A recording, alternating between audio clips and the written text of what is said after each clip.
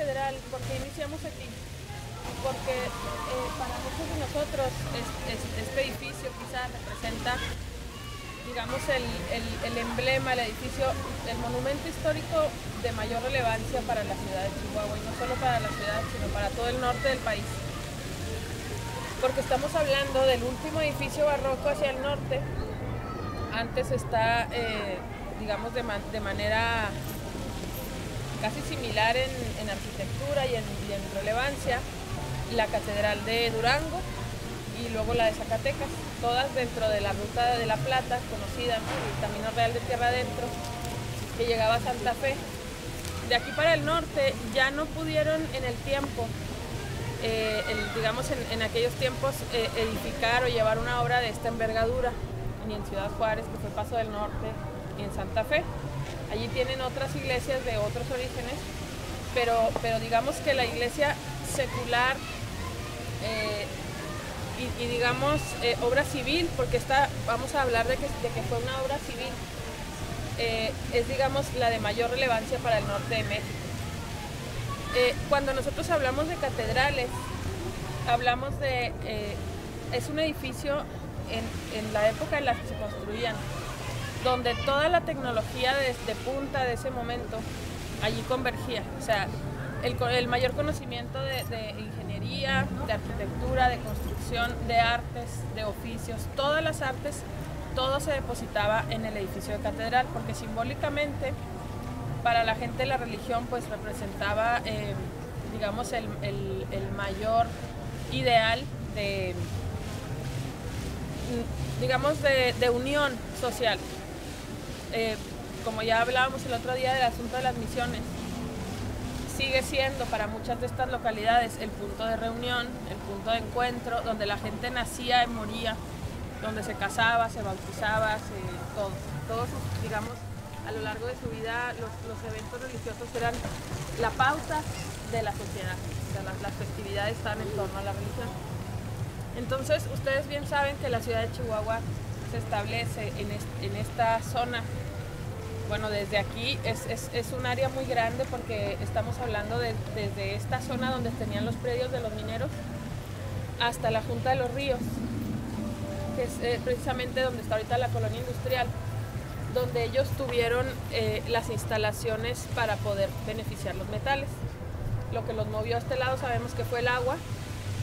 Entonces, digamos que la catedral junto con el acueducto de Chihuahua son las dos obras de mayor envergadura en términos de ingeniería y conocimiento para poder hacer esta ciudad, para dar como el banderazo. Él es el que hace la donación del terreno para edificar una capilla que empezó antes de catedral. En 1709 aquí había una capillita de adobe más chiquita que San Francisco, la capillita de Nuestra Señora de la Regla, que empiezan a ver que es insuficiente, porque el templo de San Francisco, que se empieza a edificar en 1715, era un edificio que era parte de un grupo, de una orden, la Orden de San Francisco de Asís. Entonces tenía diferentes actividades porque obedecía a la orden y a los indígenas y a la educación. También había como escuela. Entonces había que hacer urgentemente la catedral, ¿no? Entonces es en 1725 cuando ponen la primera piedra oficialmente del edificio catedral. En esos constructores viene este señor José de la Cruz Pacheco, que viene y por encargo pues tiene varias, diseña la iglesia de la Compañía de Jesús, que estaba ahí donde está ahorita la Casa de Chihuahua, la iglesia de Santa Ana de Chinarras, San José de Parral, o sea, traía bastante trabajo. Él trabaja aquí desde 1725 hasta 1734, que muere, y elige ser sepultado aquí, en la Catedral de Chihuahua, siendo que había hecho muchas otras y que había hecho muchas iglesias, digo, de igual importancia. Ahí se ven restos. Y luego se pintaba, o sea, había artistas que planteaban el proyecto de color, de qué color la ropa de cada santo, las plantas, absolutamente todo era decorado en color. Viene una moda en el siglo XIX, finales, donde hay que recuperar los materiales como tal y se vuelve a usar la piedra a la vista, como estos dos edificios. Entonces se dan a la tarea de raspar hasta donde más pueden y eliminar todo el color, porque obviamente se había deteriorado y se había manchado y ya no era la moda aquello, entonces se raspa y se retira todo. El interior obviamente también era decorado en muros, en piedras, en todo. Y viene esta moda de verlo todo blanco y todo de piedra. Pero obviamente ahorita para nosotros sería un shock para la sociedad volverla a pintar, ¿no? Entonces se ha decidido que todo el mundo dice, no, pues si así la he visto yo toda mi vida. Bueno, tu vida son cuántas partes de la vida del edificio, ¿verdad? Pero para nosotros es como muy fuerte, además de que ya no se tienen los datos de la gran mayoría de... César, si me quieres interrumpir. Las 3 naves al interior digamos, de la nave, las portadas se llaman portadas retablo, son barrocas netamente, se les conoce portada retablo porque, bueno, tiene la estructura de un retablo, que ahorita nos puede contar más César sobre eso. Para ellos el término de decoración tenía que tener un significante unido a un tipo de ideología, en este caso religiosa. Entonces esas flores, las columnas y cualquier otro detalle que veamos en edificios de este tipo no está hecho nada más para verse bonito, que se ve bien, es un elemento estético, pero más allá de eso es iconográficamente parte de una ideología, de la ideología cristiana, católica, y es una forma también de transmitir un mensaje pues evangelizador, transmitir un mensaje. Pero entonces, una cosa que sí les puedo yo asegurar que es que el estilo barroco que vemos aquí es único en el mundo porque se introducen elementos que solamente en México se añadieron al barroco. En Europa, que todo venía de allá, estos elementos de las columnas, no sé si les parece que estas columnas con estos fustes estriados que tienen el remetimiento, tienen estos dobles elementos, ¿no? Para dividirlos, no eran permitidos en Europa porque no entraban dentro del canon del Renacimiento, no tienen esa misma concepción de lo que era la proporción, como el Renacimiento que viene del clásico, que el ancho de la columna tiene que ser en relación a la altura y el capitel y eso. Aquí México hace lo que le da la gana, como siempre, y inventa su estilo, ¿no?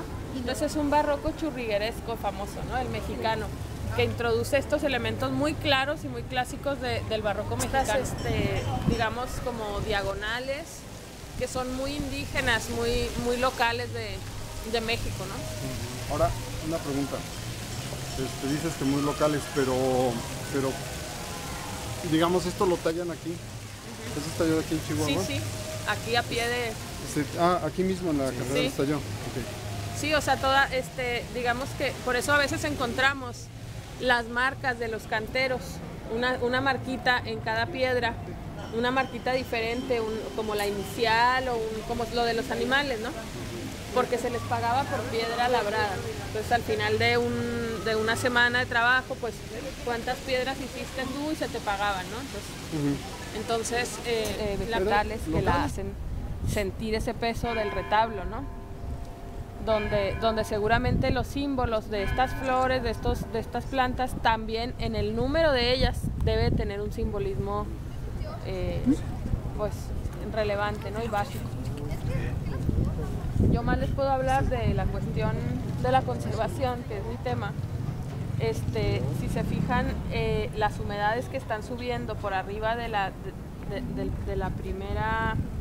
los primeros sillares labrados son debidas a que el material con el que pegaron ya otro labrado y todo esto, este pegamento con el que están colocando las piedras nuevas,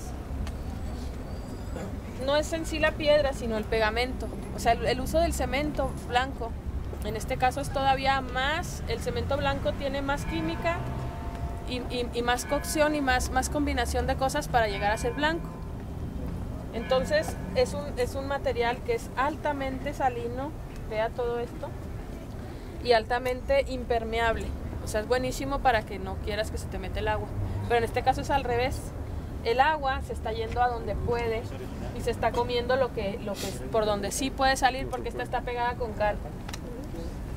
Entonces, ahorita que impide la transpiración. Entonces, la humedad que normalmente sube del subsuelo se está pasando a la siguiente piedra, que es la que está porosa. Entonces, todas estas que brincan por arriba de donde no deben las humedades es porque ya le metimos cemento donde no era. Digo, le metimos la sociedad, no yo. Así es. Casi todos aprendieron el oficio aquí, porque era muy caro y muy lejos. O sea, cuando teníamos ese aislamiento territorial tan grande antes del ferrocarril, las distancias eran muy grandes, entonces era muy costoso traer artesanos del centro del país. Entonces, las esculturas son como toscas, como chaparritas, como no tan proporcionadas en el, sí, para la época. en la onda clásica, en la onda renacentista. Y eso tiene mucho que ver con la mano de obra que las hizo. Con mano de obra indígena, mano de obra que aprendió el oficio junto con los maestros cantereros. Oye, ¿y esta de abajo? Que parece un olmeca. O sea, desde el principio no querían que se viera la piedra. Entonces, ahorita la vemos en crudo. Este enjarre está en crudo, está sin pintar. Porque los que lo han reparado no se han atrevido a darle color, ni siquiera blanco, porque ya sienten que modifican el crudo de la obra, y a mí me parece, están muy lamentables. Si excavas para cualquier instalación te salen los huesitos. Ya se usaría la cal para entonces. ¿La huesamenta? Sí. Porque la cal se usaba Sí. para quitar olores, como dice la compañera. No hay cajones, no se usaban los cajones, eran las mortajas de tela y luego la cal y luego ya tapado. Aquí es bien claro. Algo leí una vez de pero sí lo han ¿en qué instalado. momento sucede eso de ya no enterrarlos en el...? Pues mira, con la ley de reforma, cuando se hace la separación del poder de la iglesia y el Estado, dicen ya es prohibido, o sea, contra la ley, enterrarse en las iglesias, y crean los camposantos, ¿no? Los primeros que están a las orillas, por cuestiones de que, lo que dices tú, de higiene, enfermedades, etcétera. Pero aquí, como los chihuahuenses tenían el arraigo religioso, pues... A ver, algo así. Bueno, fíjate qué interesante. Yo no sabía esa fecha de ese. Sí, porque Carlos III en España, cuando todavía le tocaba, que aquí no había independencia, empieza con la idea o con la intención de crear cementerios civiles. Pero no sigue mucho la gente. Y yo pensaba que era más tarde aquí en Chihuahua. Fue en 1803. Porque todavía no existía la ley de reforma que te obligaba a irte a un cementerio, pero llegó esa moda o esa digamos, cuestión como novedosa de crear un cementerio civil de lo que pesa cada piedra según el tamaño del arco de la piedra que vas a hacer. Entonces, con ese modelito puedes ver dónde te sale la línea de presiones. Es decir, de qué tamaño tiene que ser ese contrafuerte para que aguante el empuje. El cupulín, claro, se llama el chiquito, parece de chiste.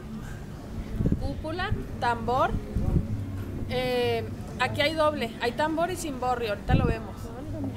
Y luego las pechinas son los triángulos que transmiten de la cúpula a los arcos. Y luego los 4 arcos y en los costados laterales los contrafuertes. Que vemos es un contrafuerte. Sí.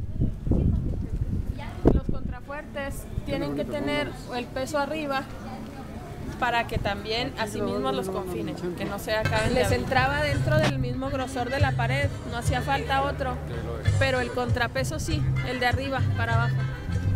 No son de ornato los elementos. Fíjate, yo pensaba que era puro... No. Son sobrepesos que se deben colocar a los coincidiendo aquí.